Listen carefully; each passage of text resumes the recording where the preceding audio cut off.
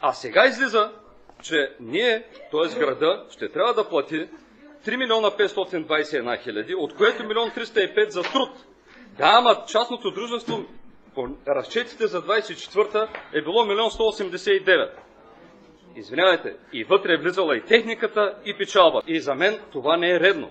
Би трябвало тая цена на тази услуга да намаля, а не да се увеличава. За общинското предприятие, което се занимава вече с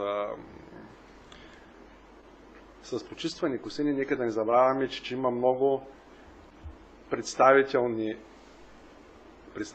площи, на които фирмата никога нито ги е поддържала, нито ги е косила. Никога. И те са тук. Реката, входа на града, всички кръгове, да не ги изборявам.